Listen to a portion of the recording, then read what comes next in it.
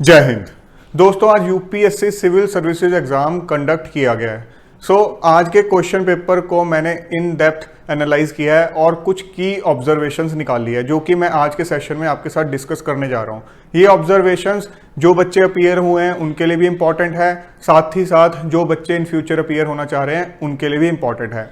सबसे पहले हम क्वेश्चन पेपर में से ये चीज़ एनालाइज करते हैं कि सेक्शन वाइज कितने क्वेश्चंस पूछे गए और उनका डिफिकल्टी लेवल क्या था। ये जो है हम डिफिकल्टी लेवल की बात करेंगे, ये हर इंसान के लिए थोड़ा वेरी कर सकता है। जो क्वेश्चन हो सकता है एक बच्चे को इजी लगे और दूसरे के लिए डिफिकल्ट या मॉडरेट हो। कोई स्टैंडर्ड चीज नहीं है, जस्ट एक रफ आइडिया लेने के लिए हमने इस तरह से एक चार्ट बनाया है। अब यहाँ पे सेक्शन मैंने अलग अलग मेंशन किए हुए हैं, इकोनॉमी, पॉलिटी, ज्योग्राफी टाइप, और यहाँ पे नंबर ऑफ क्वेश्चंस की उस सेक्शन में से टोटल कितने क्वेश्चंस पूछे गए, और यहाँ करंट अफेयर्स का एक कॉलम बनाया है। ये आपको समझना जरूरी है। इसको यहाँ बनाने का पर्पस ये है कि मान लो कोई इकोनॉमी से रिलेटेड क्वेश्चन है तो वो करंट अफेयर्स से है या नहीं है, मतलब जो रिसेंटली कोई डेवलपमेंट हुई है उससे रिलेटेड है या नहीं है। और यहाँ पे जो करंट अफेयर्स की एक जो डेफिनेशन हमने बनाई है वो ये बनाई है कि प्रीलिम्स जो इस साल कंडक्ट हुआ है और उससे एक साल पहले का जो पीरियड है उस दौरान, क्योंकि कुछ लोग इसको करंट अफेयर्स को इस तरह से भी ले लेते हैं पिछले 3-4 साल में रिसेंटली कोई चीज हुई हो। आइडियली कोई बच्चा प्रीलिम से एक साल पहले प्रेपरेशन करना स्टार्ट करता है, तो एक फ्रेशर के लिए जो पीरियड है वो मई जून 2021 ऑनवर्ड्स ही स्टार्ट होगा। अगर कोई बच्चा सेकेंड अटेम्प्ट, थर्ड अटेम्प्ट दे रहा है तो ऑब्वियसली कुछ क्वेश्चंस ऐसे हो सकते हैं जो इससे ज्यादा उसको करंट अफेयर्स के लगें, क्योंकि वो एक कुछ टाइम से प्रेपरेशन कर रहा है। सबसे पहले हम इकोनॉमी की बात करते हैं जहां से सबसे ज्यादा क्वेश्चन पूछे गए हैं। अब यहाँ पे जो करंट अफेयर से रिलेटेड क्वेश्चंस थे वो थे टोटल 3, और अगर हम डिफिकल्टी लेवल की बात करें तो 8 क्वेश्चंस ऐसे थे जिनको आप कह सकते हो डिफिकल्टी लेवल उनका अच्छा खासा था। यहाँ पे थोड़ा सा हम ये भी समझ लेते हैं कि इसको हम किस तरह से कैटेगराइज कर रहे हैं। इजी क्वेश्चन तो वो है जो कि एक चलता फिरता इंसान जिसने प्रिपरेशन की भी नहीं है, थोड़ा बहुत न्यूज में कोई चीज सुनी है तो वो भी अटेम्प्ट कर सके। और एक मॉडरेट लेवल वो है जो कि एक नॉन सीरियस कैंडिडेट जिसने थोड़ी बहुत प्रिपरेशन की है, बहुत ज्यादा दिल से नहीं की है, एक बहुत ज्यादा सीरियस कैंडिडेट नहीं था, बट स्टिल वो भी अटेम्प्ट शायद कर पाए कुछ एक्सटेंट तक उस क्वेश्चंस को। उसके अलावा जो डिफिकल्ट क्वेश्चंस है, अब यहाँ पे सारी की सारी गेम घूमती है। अब डिफिकल्ट क्वेश्चंस में से जो एक सीरियस कैंडिडेट जितने ज्यादा क्वेश्चंस एफिशिएंटली और करेक्टली अटेम्प्ट कर पाएगा वही बाजी मारेगा। इकोनॉमी में जो मॉडरेट क्वेश्चंस थे वो थे 7 और इजी क्वेश्चन 1। आप कह सकते हो इकोनॉमी का पोर्शन इजी नहीं आया है। इसके अलावा अगर हम पॉलिटी पे जाएं तो नंबर ऑफ क्वेश्चंस 11, और इसमें करंट अफेयर से रिलेटेड जो पिछले एक साल में इवेंट्स हुए हैं अगर उससे डायरेक्टली इनडायरेक्टली हम देखें तो 2 क्वेश्चंस रिलेटेड थे। डिफिकल्टी लेवल की बात करें तो 5 क्वेश्चंस बिल्कुल ईजी, 4 मॉडरेट और 2 डिफिकल्ट। आप कह सकते हो पॉलिटी जो थी वो कंपेरेटिवली ईजी आई है इस बार। अब ज्योग्राफी की बात करते हैं, 13 क्वेश्चंस टोटल पूछे गए हैं। उसके अंदर जो 4 क्वेश्चंस थे करंट अफेयर से रिलेटेड। इसमें डिफिकल्टी लेवल की बात करें तो 6 क्वेश्चन मॉडरेट, 4 डिफिकल्ट और 3 इजी। आप कह सकते हो कि ज्योग्राफी एवरेज लेवल की आई है। मॉडर्न हिस्ट्री की बात करते हैं। अब टोटल हिस्ट्री में से टोटल क्वेश्चन पहले आप देख सकते हो कि 14 क्वेश्चंस पूछे गए हैं, एंशिएंट, मिडिएवल और मॉडर्न हिस्ट्री को मिला के। मॉडर्न हिस्ट्री में 5 क्वेश्चंस, एक जो था वो इनडायरेक्टली करंट अफेयर से रिलेटेड था, उसके अलावा मॉडरेट क्वेश्चन 4 और 1 डिफिकल्ट। आप कह सकते हो हिस्ट्री जो मॉडर्न हिस्ट्री थी वो एवरेज लेवल की थी। मिडिएवल की बात करें तो क्वेश्चंस डिफिकल्ट थे, तो मिडिएवल हिस्ट्री कई बच्चे इग्नोर करते हैं और इस बार क्वेश्चंस डिफिकल्ट भी थे। और एंशिएंट हिस्ट्री की बात करें तो 5 क्वेश्चंस, 5 के 5 जो थे वो अच्छे मतलब ट्रिकी क्वेश्चंस थे, ऐसा नहीं है कि स्ट्रेट फॉरवर्ड क्वेश्चंस थे। एग्रीकल्चर की बात करें 3 क्वेश्चंस पूछे गए हैं जिसमें से एक करंट अफेयर से रिलेटेड और उसमें 2 जो थे वो डिफिकल्ट क्वेश्चंस और एक मॉडरेट। आप कह सकते हो एग्रीकल्चर से रिलेटेड भी क्वेश्चंस थोड़े डिफिकल्ट ही थे। इंटरनेशनल रिलेशंस एंड ऑर्गेनाइजेशंस, अब यहाँ ऑर्गेनाइजेशंस वर्ड यूज हुआ है, तो इस बार पेपर के अंदर ऑर्गेनाइजेशन से रिलेटेड, खास करके ऐसी ऑर्गेनाइजेशंस जिसके बारे में न्यूज़पेपर में शायद बहुत कम आता है या बहुत ही एक छोटी सी न्यूज़ आती है। ऐसी ऑर्गेनाइजेशन से रिलेटेड भी कई सारे क्वेश्चंस पूछे गए हैं। इस बार उनको ऑर्गेनाइजेशंस को ज़्यादा टच नहीं किया गया जो कि जनरली न्यूज़ रहती हैं। 9 क्वेश्चंस ऐसे हैं जो कि इंटरनेशनल रिलेशंस और अलग अलग इंटरनेशनल ऑर्गेनाइजेशन से रिलेटेड थे। सिर्फ एक ही इसमें डायरेक्टली करंट अफेयर से रिलेटेड था। उसके अलावा 4 डिफिकल्ट, 4 मॉडरेट और 1 इजी। ये मॉडरेट टू डिफिकल्ट वाली कैटेगरी में है।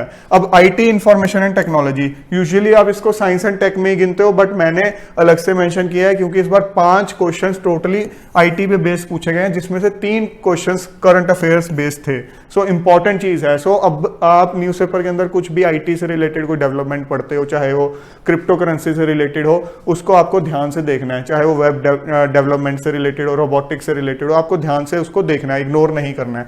3 क्वेश्चंस डिफिकल्ट थे और 2 मॉडरेट, मतलब इजी क्वेश्चंस नहीं थे इसमें। साइंस एंड टेक्नोलॉजी से 9 क्वेश्चंस, 4 डिफिकल्ट, 3 मॉडरेट और 2 easy. So again straight forward question 2 ही थे।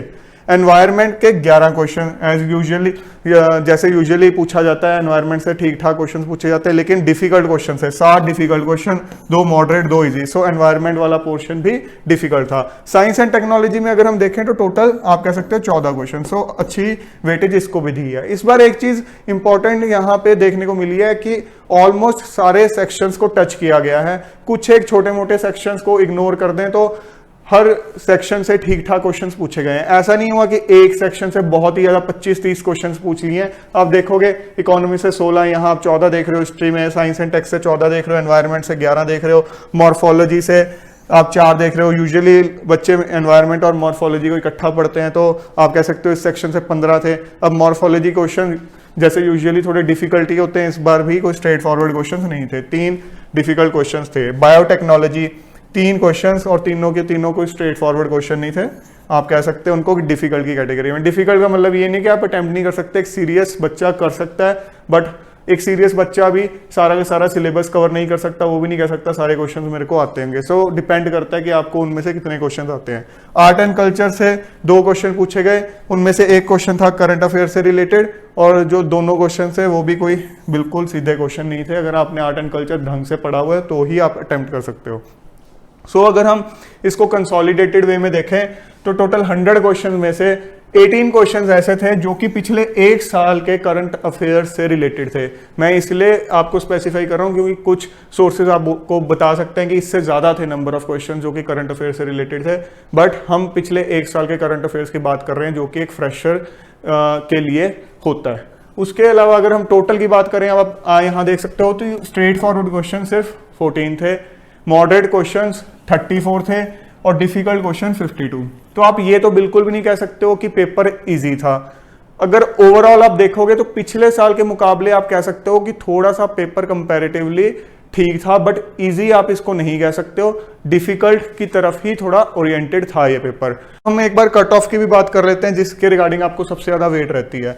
ईयर 2018 अगर एग्जाम की हम बात करें, हम यहाँ डिफरेंट ईयर्स के एग्जाम का एक बार एनालिसिस करते हैं, तभी इस साल के कट ऑफ के बारे में बात करें। 2018 के अंदर नंबर ऑफ वैकेंसीज एज पर दी नोटिफिकेशन थी 782, फाइनल रिजल्ट के हिसाब से थी 812। ये 30-40 का वेरिएशन रहता है, बिकॉज डीओपीटी इनिशियली जब डिमांड भेजता है यूपीएससी को, तो जो इनिशियली सारे डिपार्टमेंट्स ने डीओपीटी को बताया होता है कि हमें इस साल इतनी वैकेंसीज फिल करनी है, उसके हिसाब से होता है। तो लेटर हो सकता है कुछ एक डिपार्टमेंट्स जिन्होंने पहले अपनी डिमांड नहीं भेजी थी उनकी भी डिमांड ऐड हो जाए, या थोड़ी बहुत वेरिएशन बाकी डिपार्टमेंट्स की आ जाए, जिसके कारण number of vacancies generally 30-40 finally बढ़ जाती हैं जब तक पूरा प्रोसेस कंप्लीट होता है। तो 812 के हिसाब से हम देखें तो यहाँ पे कट ऑफ गई थी 98 जनरल की। उसके बाद ईयर 2019 के अंदर vacancies as per notification 896, final result के हिसाब से 927 और अगेन कट ऑफ गई थी 98। सो आप अब यहां देख सकते हो जो नंबर ऑफ वैकेंसीज थी ऑल्दो 115 के आसपास बढ़ गई थी, बट स्टिल कट ऑफ जो है 98 पे ही टिकी रही। सो आप ये कभी भी नहीं कह सकते कि वैकेंसीज बढ़ रही हैं घट रही हैं तो उसी के हिसाब से ही आपकी कट ऑफ वेरी कर जाएगी, क्योंकि डिफिकल्टी लेवल कैसा है पेपर का, और हर साल जो कैंडिडेट्स अपीयर हो रहे हैं वो भी अलग टाइप के हैं। ऐसा तो आप कह नहीं सकते एक स्टैंडर्ड अलॉट है कैंडिडेट्स का। सो ये चीज बड़ी डायनामिक है, आप कभी भी नहीं कह सकते वैकेंसीज के साथ डायरेक्टली प्रोपोर्शनल है या फिर सिर्फ और सिर्फ डिफिकल्टी लेवल के हिसाब से डायरेक्टली प्रोपोर्शनल है। बड़े सारे फैक्टर्स आ जाते हैं, और आपको ये तो पता होना चाहिए कि वैकेंसी से लगभग 12 से 13 गुना बच्चे हैं जो कि प्रीलिम्स में शॉर्टलिस्ट किए जाते हैं मेंस एग्जाम के लिए। अब ये 2020 की बात करें तो नंबर ऑफ वैकेंसी 796, अब यहाँ वैकेंसीज 19 के हिसाब से घट गई थी और कट ऑफ घट गई थी। अब कुछ बच्चे कह सकते हैं कि वैकेंसीज घटी तो इसलिए कट ऑफ घटी, नहीं ऐसा नहीं है। आपको बाकी फैक्टर्स भी देखने होते हैं, डिफिकल्टी लेवल भी देखना होता है। हो सकता है ये ज्यादा डिफिकल्ट हो जिसकी वजह से कट ऑफ घट गई हो। अब लास्ट ईयर की बात करते हैं। नंबर ऑफ वैकेंसीज 712, मतलब पिछले कुछ सालों में सबसे कम वैकेंसीज। सो यहाँ पे कट ऑफ जो गई है प्रीलिम्स की आज तक की सबसे लोएस्ट कट ऑफ गई है 87.54। अब अगर हम इस साल की बात करें, इस साल जो नंबर ऑफ वैकेंसीज प्रोजेक्ट की गई है इनिशियली एज पर नोटिफिकेशन है वो है 1011। इनिशियली 861 बताई गई थी, बट लेटर ऑन ये कहा गया, अनाउंस किया गया कि इंडियन रेलवे मैनेजमेंट सर्विस भी इसी से फिल की जाएगी और उसकी अराउंड 150 वैकेंसीज हैं। तो टोटल 1011 प्रोजेक्टेड है। फाइनल रिजल्ट के अंदर क्या आएंगी वो बाद की बात है। तो अगर हम वैकेंसीज वाला फैक्टर देखें तो एक अच्छा जंप है इस बार नंबर ऑफ वैकेंसीज में, बट उसकी वजह से आप ये नहीं कह सकते हो कि नंबर ऑफ वैकेंसीज बढ़ जाएंगी तो उसकी वजह से कट ऑफ और घट जाएगी। आपने ये भी देखना कि इस बार जो डिफिकल्टी लेवल है लास्ट ईयर के कंपैरिजन में कितना है। ऑल्दो हम एग्जैक्टली नहीं कह सकते कि हाँ ये लास्ट ईयर के कंपैरिजन में इतना ज्यादा डिफिकल्ट है तो उसका फैक्टर इतना होगा या उसका इतना होगा, बट आप एक चीज देख सकते हो कि अगर नंबर ऑफ वैकेंसीज बढ़ गई हैं तो डेफिनेटली आपके दिमाग में एक चीज आ सकता है कि कट ऑफ गिरेगी, कि और ज्यादा बच्चे इस बार सिलेक्ट होंगे प्रीलिम्स एग्जाम से। But at the same time अगर इस साल का पेपर लास्ट ईयर से थोड़ा सा डिफिकल्टी लेवल में कम है तो वो फैक्टर जो है उस कट ऑफ को बढ़ा भी सकता है। अब ये फैक्टर्स आपस में कितना बैलेंस आउट करते हैं, प्लस लास्ट ईयर कितने बच्चे अपीयर हुए थे फाइनली एग्जाम के अंदर और इस साल कितने अपीयर हुए हैं, तो कई सारे फैक्टर्स हैं। बड़ी डायनामिक सी चीज है जिसकी प्रिडिक्शन करनी एक हवा में तीर मारने के बराबर है। आप कोई भी सोर्स पकड़ लो, अगर कोई प्रिडिक्शन कर रहा है कि इतने कट ऑफ होनी चाहिए, वो जस्ट एक हवा में वेग बात है। लास्ट ईयर किसी ने भी इतनी प्रिडिक्शन नहीं की थी और आप देख रहे हो कट ऑफ क्या गई है। सो हम ये नहीं कहेंगे कि इतनी कट ऑफ चली जाएगी, इस रेंज में चली जाएगी, बट हाँ डेफिनेटली कुछ बच्चे, कईयों का एग्जाम बहुत अच्छा हुआ होगा, कईयों के 100 से ज्यादा मार्क्स बन रहे होंगे, तो वो डेफिनेटली अपने मेंस पे फोकस करके प्रिपरेशन करें। इवन बच्चे हैं जिनके 80 to 90 की रेंज में भी बन रहे हैं, वो भी अपना मेंस ओरिएंटेड प्रिपरेशन रखें। उनकी प्रिपरेशन बिल्कुल भी खराब नहीं जाएगी। वर्स्ट के सिनेरियो में अगर उनका नहीं भी होता सिलेक्शन तो भी अगले साल प्रीलिम्स एग्जाम में उनको उनकी प्रिपरेशन का बेनिफिट डेफिनेटली मिलेगा। बट यस, अगर आपके नंबर ही 60, 65, 50 इतने बन रहे हैं तो आपको पता है कि आप रेस में से बाहर हो। उस केस के अंदर आप अपनी कमियों को आइडेंटिफाई करो, अच्छे से एनालिसिस करो किन किन क्वेश्चंस में आपने किस वजह से गलती की, क्या सिली मिस्टेक थी या आपकी preparation up to the mark नहीं थी। उन चीजों पे काम करो सो दैट नेक्स्ट ईयर का प्रीलिम्स एग्जाम आप अच्छे से क्लियर कर पाओ। फिर आप अननेसेसरी इधर उधर फालतू में फ्रस्ट्रेट होने में, दुखी होने में बिल्कुल भी टाइम वेस्ट मत करो। सो फ्रेंड्स, ये थोड़ा एक एनालिसिस था जो कि जरूरी था आज के एक एग्जाम के बाद। आई होप आपने अच्छे से जो भी ऑब्जर्वेशंस मैंने इसमें से देखी आपने भी उनको अच्छे से समझा और आपको ये चीजें अपनी फर्दर प्रिपरेशन में हेल्प करेंगी। लास्ट में एक चीज मैं इंपॉर्टेंट ये भी कहना चाहूंगा कि जो हमने ये टेबल डिस्कस किया था जिसके हमने अंदर अलग अलग सेक्शंस के बारे में देखा था, इसके बेसिस पे आपने अपनी प्रिपरेशन को मॉडिफाई नहीं करना है। ये नहीं सोचना है कि इस साल इस सेक्शन में से इतने आए हैं तो मैं इस पे फोकस करूंगा, उसमें नहीं आए तो मैं उसको बिल्कुल इग्नोर कर दूंगा। हर साल का जो एक एग्जाम होता है और हर साल का जो एनालिसिस होता है वो एक इंडिपेंडेंट होता है बिल्कुल लास्ट ईयर के एग्जाम से।